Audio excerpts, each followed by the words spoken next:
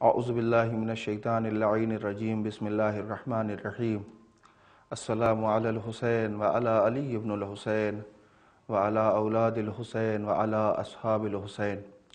ناظرین کرام، سلام علیکم ورحمۃ اللہ وبرکاتہ۔ آج جس عظیم شخصیت کے اوپر گفتگو کرنا ہے اور ان کی حیات و خدمات کو پیش کرنا ہے، ان کا نام ہے عبد الرحمن بن عبد رب انصاری۔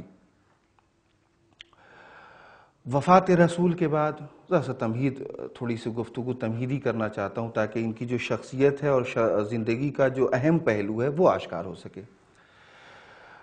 وفات رسول کے بعد حالات بہت ہی ناگفتہ بے تھے، آپ کے پیش نظر ہے، بہت زیادہ تفصیل میں جانے کی ضرورت نہیں ہے۔ ان ناگفتہ بے حالات میں جن عظیم اصحاب نے اپنے آپ کو محفوظ رکھا باطل کی آندھیوں سے، باطل کے تھپیڑوں سے، غلط عقائد سے، اور دین حق پر گامزن رہے، جملے کو بدلوں ذرا سا، بلکہ وفات رسول کے بعد جن اصحاب نے اہل بیت کی مودت اور محبت کو سرمایہ زندگی قرار دیا اور آخری لمحے تک قُلْ لَا أَسْأَلُكُمْ عَلَيْهِ أَجْرًا إِلَّا الْمَوَدَّةَ فِي الْقُرْبَى کو اپنی زندگی کا نصب العین قرار دیا، ان اصحاب میں سے ایک اہم نام عبد الرحمن بن عبد رب انصاری کا۔ کیسے؟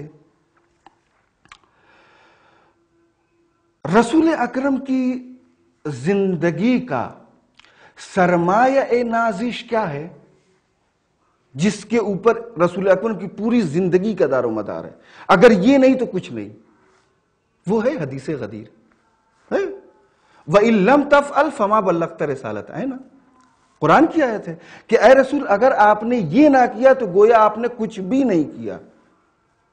تبلیغ غدیر ایک طرف، رسول اکرم کی زندگی ایک طرف، ساری محنت برباد ہو جائے گی اگر آپ نے حدیث غدیر لوگوں کے درمیان بیان نہیں فرمایا اور اعلان ولایت نہیں کیا۔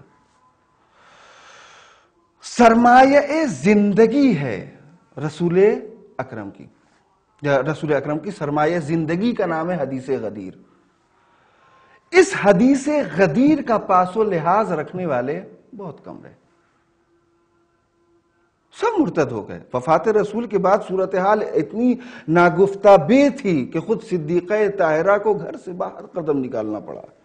انصار کے، مہاجرین کے درمیان جاتی ہیں، دروازہ کھٹکھٹاتی ہیں، باقاعدہ نصرت اور مدد طلب کرتی ہیں۔ اللہ اکبر! شہزادی کونین، دختر رسول خدا لوگوں کے گھروں پہ جا رہی ہے، کس کے لیے؟ یہ ثابت کرنے کے لیے، صرف یہ بتانے کے لیے کہ دیکھو رسول اکرم کے بعد مولا، آقا، خلیفہ کون ہے؟ علی ہیں۔ اور یہ ہم نہیں کہہ رہے ہیں بلکہ خود رسول اکرم نے اعلان فرمایا ہے۔ لیکن اللہ اکبر، سب بکھر گئے، سب الگ ہو گئے، بہت کم محفوظ رہے، اور ان لوگوں نے اپنی زندگی کا نصب العین قرار دیا۔ کس چیز کو؟ تبلیغ غدیر کو، اعلان ولایت کو اپنی زندگی کے لیے بے حد اہم قرار دیا۔ ان میں سے ایک ہے عبد الرحمن بن عبد رب انصاری۔ بڑی عظیم شخصیت ہے، بہت زیادہ شخصیت کے اوپر گفتگو نہیں کرنا ہے مجھے، چونکہ ایک اہم پہلو پیش کرنا ہے آپ کی زندگی کا۔ وہ کیا ہے؟ وہ ہے آپ کی زندگی کی ایک اہم خصوصیت، بے حد اہم خصوصیت، جو اصحاب امام حسین میں شاید کسی کے پاس نہیں تھی۔ یہ اہم خصوصیت ہے جناب عبد الرحمن بن عبد رب انصاری کی۔ وہ کیا ہے؟ وہ ہے کہ اصحاب امام حسین میں صرف عبد الرحمن بن عبد رب انصاری ہیں جنہوں نے میدان غدیر میں اپنی سماعتوں سے حدیث رسول کو، یعنی حدیث غدیر من کنت مولا فہذا علی مولا کو سنا تھا، اور اس کی گواہی یوم رہبہ کے موقع پر دی ہے۔ میدان غدیر میں باقاعدہ یہ موجود تھے اور اسی حدیث سے غدیر کے تحفظ کے لیے اپنی جان کو راہ خدا میں قربان کر دیا۔ یہ عظیم مرتبہ ہے کہ جو عہد لے کر کے غدیر سے چلے تھے، میدان کربلا میں آ کر کے اس کو ختم کیا۔ بے حد اہم مرحلہ۔ جناب عبد الرحمن بن عبد رب انصاری حدیثیں بھی نقل کی ہیں انہوں نے، اور آپ کا تعلق قبیلہ خزرج سے تھا۔ قبیلہ خزرج سے تھا آپ کا تعلق۔ قبیلہ اوس اور خزرج مدینے کے دو بڑے قبائل تھے۔ مکہ سے جب آپ مدینے کی طرف ہجرت کر کے آئے رسول اکرم صلی اللہ علیہ وسلم، تو آپ نے دونوں کے درمیان بہت اختلاف ہوتا تھا۔ آپ نے باقاعدہ دونوں کو ملایا، اختلافات ختم کیا، اور ان دونوں قبائل نے باقاعدہ رسول اکرم کی حمایت اور نصرت کا وعدہ کیا، عہد کیا باقاعدہ۔ اسی لیے ان دونوں قبائل میں سے جو صحابی ہیں ان کو خزرجی کے ساتھ ساتھ انصاری بھی کہا جاتا ہے، چونکہ انہوں نے رسول اکرم کی حمایت اور نصرت کا عہد کیا تھا، اس لیے ان کو انصاری بھی کہا جاتا ہے۔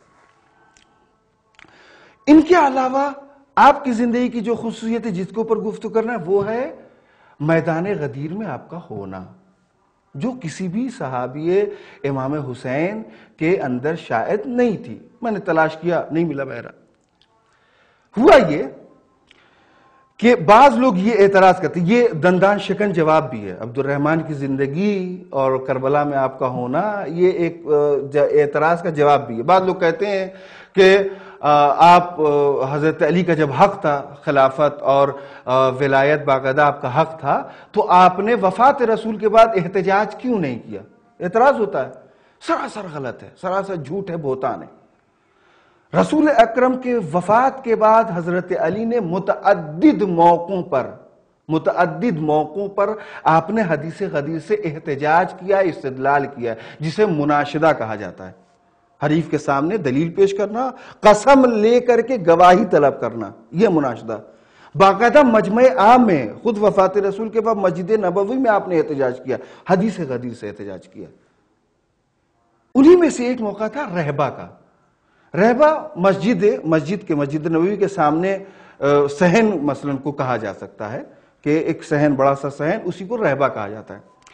رسول اکرم کی وفات کے بعد ایک موقع پر حضرت علی خطبہ دے رہے تھے، تقریر کر رہے تھے صحن میں، اور تقریر کے دوران کچھ لوگ آئے، اور آنے کے بعد انہوں نے السلام علیک یا امیر المؤمنین کہہ کر کے حضرت علی کو سلام کا۔ حضرت علی نے پاس بلایا، بلانے کے بعد پوچھا کہ آپ نے ایسے کیوں کہا؟ تو انہوں نے کہا کہ ہم نے رسول اکرم سے حدیث سنی ہے، من کنت مولا فہذا علی مولا، لہٰذا اس حدیث کی روشنی میں آپ ہمارے امیر اور مولا ہیں، اس لیے ہم نے کہا السلام علیک یا امیر المؤمنین۔ حضرت علی نے اس کے فوراً بعد مجمع کی طرف رخ کیا، اور رخ کرنے کے بعد لوگوں سے پوچھا جو وہاں موجود تھے کہ بتاؤ تم میں سے کتنوں نے یہ حدیث اپنی سماعت سے سنی ہے، اپنی آنکھوں سے دیکھا ہے اور اپنی سماعت سے سنی، اپنے کان سے سنا ہے رسول اکرم کو فرماتے ہوئے؟ کچھ لوگ کھڑے ہوئے اور گواہی دی، کچھ لوگوں نے چھپایا، حضرت علی نے ان کو بددعا دی، متعدد امراض میں وہ مبتلا ہوا اپنی جگہ پر۔ جن لوگوں نے کھڑے ہو کر کے فوراً گواہی دی، ان میں سے ایک عبد الرحمن بن عبد رب انصاری ہے۔ کتنی عظیم فضیلت ہے اس شہید کی کہ آپ کو دو عظیم مقام حاصل ہیں، دو عظیم مقام حاصل ہیں۔ کون سا؟ ایک آپ شاہد ہیں، دوسرے شہید ہیں۔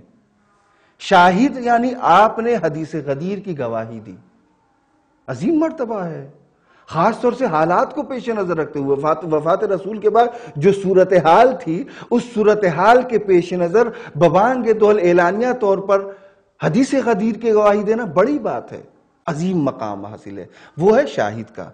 دوسری عظیم فضیلت، عظیم مرتبہ، وہ ہے شہادت کا۔ آپ اسی حدیث غدیر کے تحفظ میں میدان کربلا میں درجہ شہادت پر فائز ہوئے، اس حدیث کی حفاظت کرتے ہوئے میدان کربلا میں شہید ہوئے۔ ایک عظیم مرتبہ شاہد کا ہے جو آپ کو حاصل ہے، دوسرا عظیم مرتبہ شہید کا ہے، یعنی حدیث غدیر کی حفاظت کرتے ہوئے میدان کربلا میں آپ درجہ شہادت پر فائز ہوئے۔ والسلام علیکم ورحمۃ اللہ وبرکاتہ۔